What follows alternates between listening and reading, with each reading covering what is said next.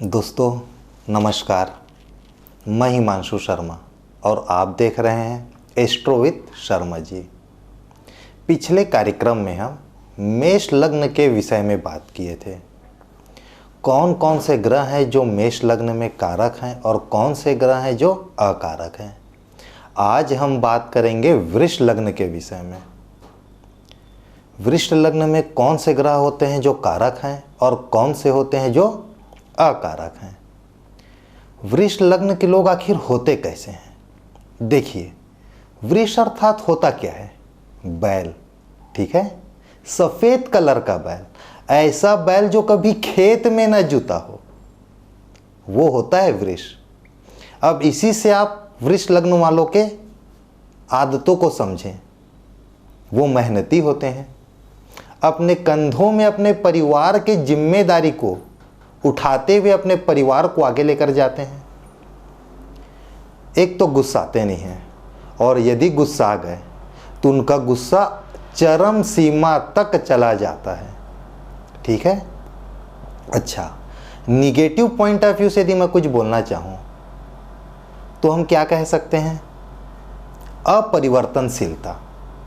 वृष लग्न के लोग यदि परिवर्तनशीलता को बस अपने आदत में ले आए तो वह ऊंचे से ऊंचे मुकाम को पा सकते हैं।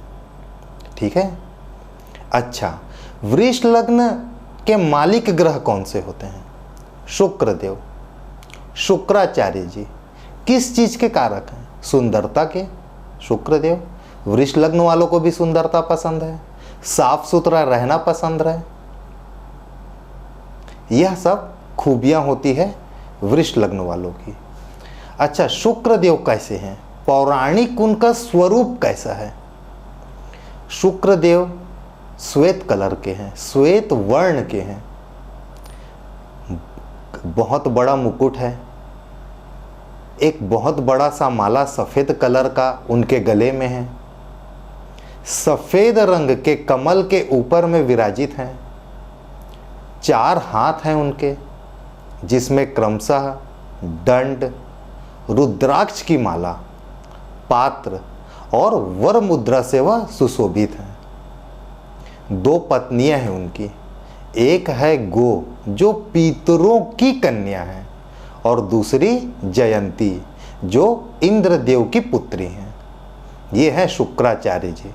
अच्छा, शुक्रदेव के साथ एक और बहुत बढ़िया चीज है, वो योग के भी गुरु हैं।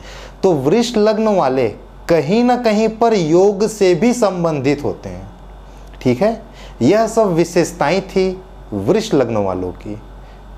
अब हम यह देखते हैं कि वृष लग्न में ऐसे कौन से ग्रह हैं जो कारक हैं और ऐसे कौन से ग्रह हैं जो अकारक हैं। चलिए फिर अब आज का कार्यक्रम प्रारंभ करते हैं।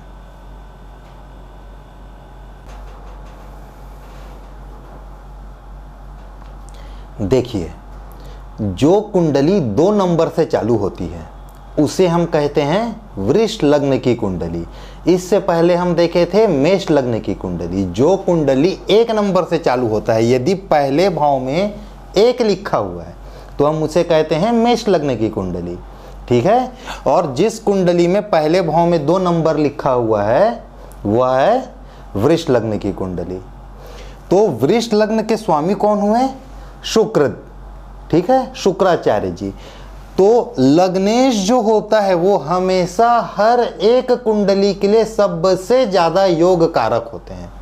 लग्नेश सबसे ज्यादा योग कारक होते हैं। तो शुक्रदेव इसमें क्या बन गए, कारक बन गए। एक शुक्रदेव को मिला है लग्न का स्थान, दूसरा मिला है 6वां स्थान। देखिए, थोड़ा सा समझिएगा, 6, 8 और 12 यह 6वां भाव है जहां 7 लिखा है। यदि हम यहां से गिनना चालू करें 1 2 3 4 5 6, यह 6वां भाव है। 7 8 यह 8वां भाव है। 9 10 11 12 यह 12वां भाव है। 6, 8 और 12 को त्रिक भाव कहा जाता है, जो कुंडली का सबसे गंदा जगह होता है। एक स्थिति होती है जहां पर विपरीत राजयोग भी बनता है, आने वाले समय में मैं बताऊंगा। लेकिन हम 80% केस में यह बोल सकते हैं कि 6, 8 और 12 मतलब कुंडली का सबसे गंदा जगह। शुक्र देव की दो राशियां हैं, पहला वृष, दूसरा तुला। जहां 2 नंबर लिखा है वहां के मालिक शुक्र देव हैं, और जहां 7 नंबर लिखा है वहां के मालिक शुक्र देव हैं। ठीक है, चूंकि लग्नेश को ही यह गंदा भाव मिला हुआ है, छठवां जो भाव है रोग, ऋण और शत्रु का भाव है। चूंकि शुक्र देव को ही छठवां भाव मिला हुआ है, इसलिए इस छठवें भाव का दोष शुक्र देव को नहीं लगेगा। इसलिए शुक्र देव यहां पर कारक होंगे। शुक्र देव यहां पर क्या हो गए? कारक। ठीक है, उसके बाद हम आते हैं पहले भाव के बाद दूसरे वाले भाव में। देखिए, दूसरे भाव के संबंध में हम एक चीज बोले थे, यदि वह लग्नेश का मित्र होगा, यदि वह लग्नेश का मित्र होगा तो कुंडली के लिए कारक है, और लग्नेश के यदि शत्रु होंगे तो वो अकारक हो जाते हैं। तो 2 नंबर मतलब हो गया शुक्र देव, और 3 नंबर मतलब हो गया बुध देव। शुक्र और बुध इन दोनों के दोनों में आपस में दोस्ती है। शनि है, शुक्र है, बुध देव हैं, ये तीनों अति मित्र हैं। ठीक है, और गुरु, चंद्र, सूर्य, मंगल, ये चारों के चारों भी आपस में अति मित्र हैं। तो शुक्र देव के बुध देव जो हैं वह अति मित्र हैं, पहला चीज, इसलिए वह कारक हो गए। दूसरी बात, बुध देव की भी 2 राशियां हैं, पहला तीसरी राशि और दूसरा छठवीं राशि। तीसरी राशि मतलब मिथुन राशि, छठवीं राशि मतलब कन्या राशि।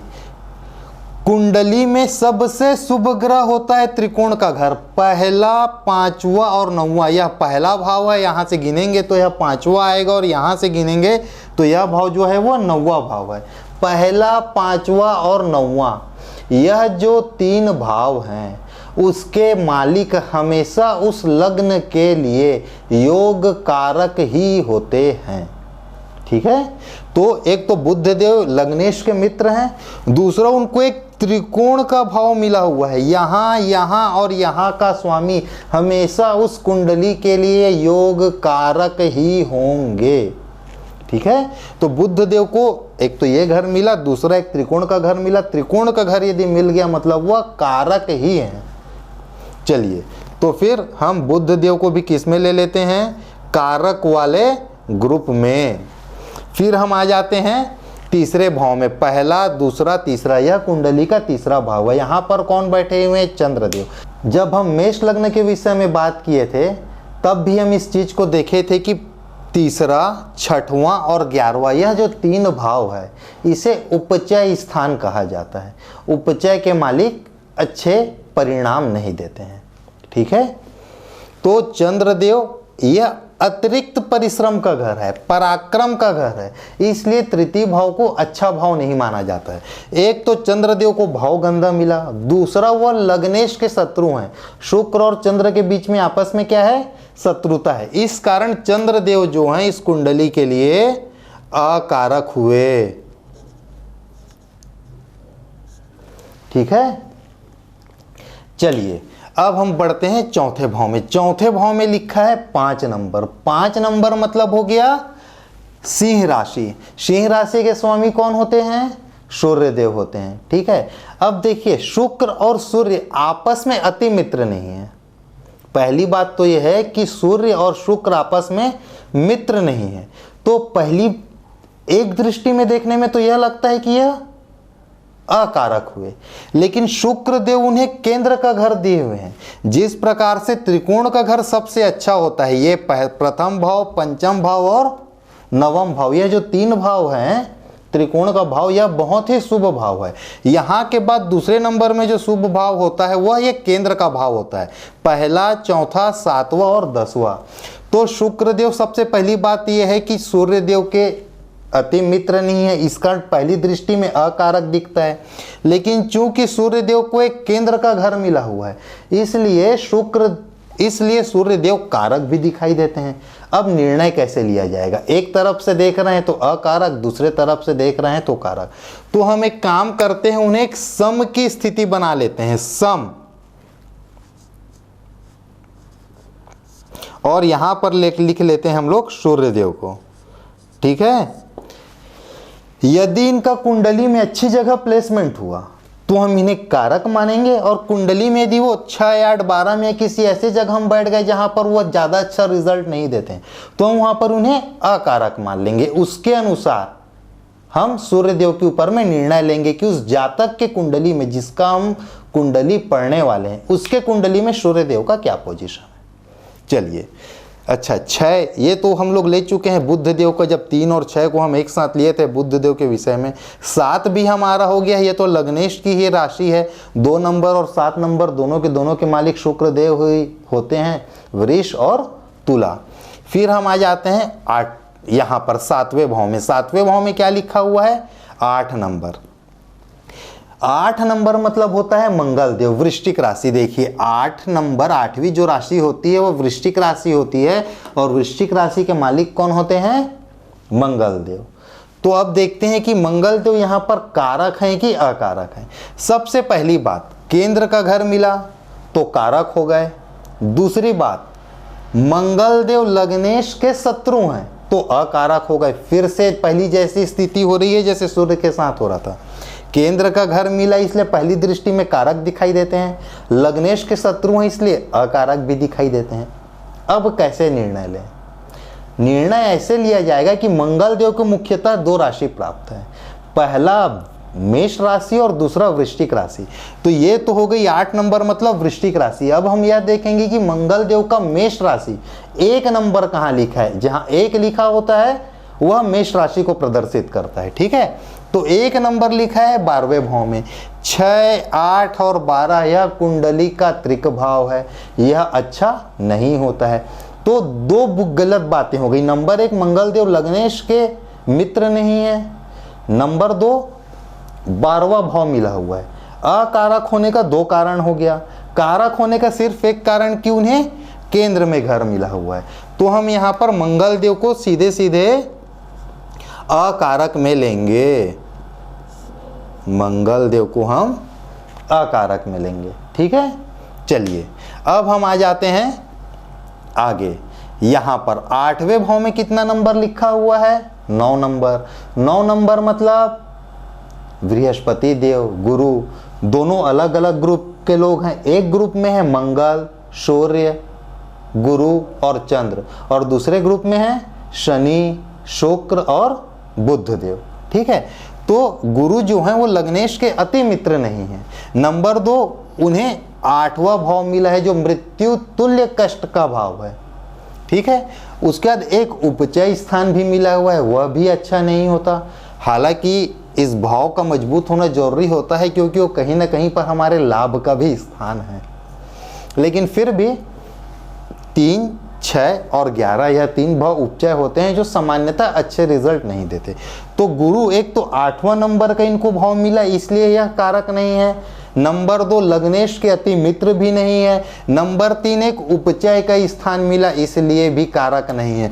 तो कुल मिला के गुरु कहाँ पर आ जाएंगे, अकारक में।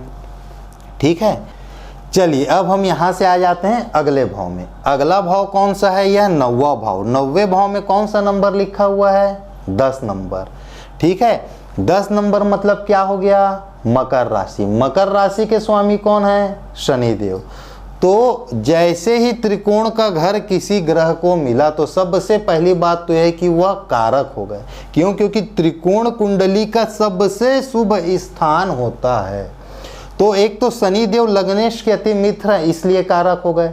नंबर 2, उन्हें एक त्रिकोण का घर मिला इसलिए कारक हो गए। नंबर 3, शनि देव की जो दूसरी राशि है कुंभ राशि, वह भी केंद्र में आया हुआ है।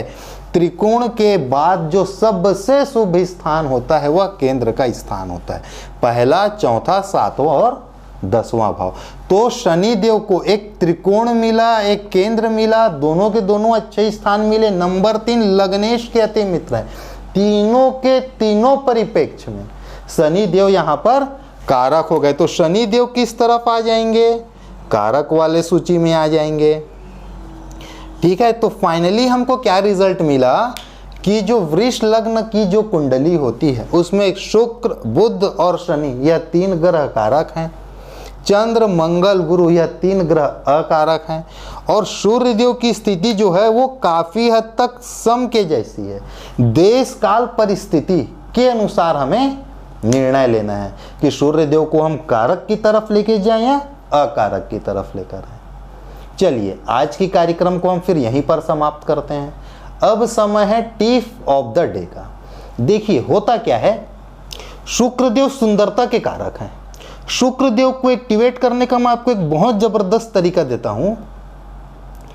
रुमाल आप हमेशा सफेद रखें, मोजे आप हमेशा लाइट कलर के पहने, बनियाइन आप हमेशा या तो वाइट कलर के पहने या लाइट कलर के पहने। स्पेशली यदि आपका जन्म कुंडली में पहले भाव में 2 नंबर लिखा हुआ है तो शुक्रदेव बहुत जल्दी एक्टिवेट होते हैं। यदि आप साफ कपड़ा पहने, नंबर 2 रुमाल, अंडरवियर, बनियाइन, मोजा, इन सब चीज़ों को नया रखें।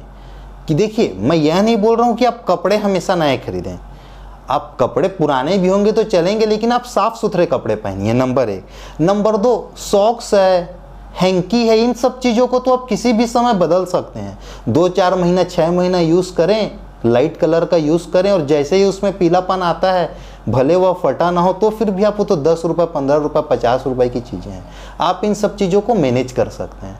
ठीक है, तो आप इस चीज़ का एकदम विशेष ध्यान रखें। रुमाल हमेशा सफ़ेद यूज़ करें। नंबर 2 बनियाइन हमेशा वाइट कलर का यूज़ करें। नंबर 3 सॉक्स हमेशा नए यूज़ करें। बहुत पुराना होने पर, इलास्टिक ढीला होने पर आप उसे छोड़ दें। इससे आपके शुक्रदेव एक्टिवेट होंगे और शुक्रदेव लग्जरियस के कारक हैं। आपके लाइफ में खुद ब खुद लग्जरियस आएगा। ठीक है, चलिए फिर आज के कार्यक्रम को यहीं पर समाप्त करते हैं। आने वाले कार्यक्रम में फिर एक नए विषय के साथ मैं आप लोग के सामने हाजिर होऊंगा। आज के लिए आप मुझे इजाज़त दें। धन्यवाद।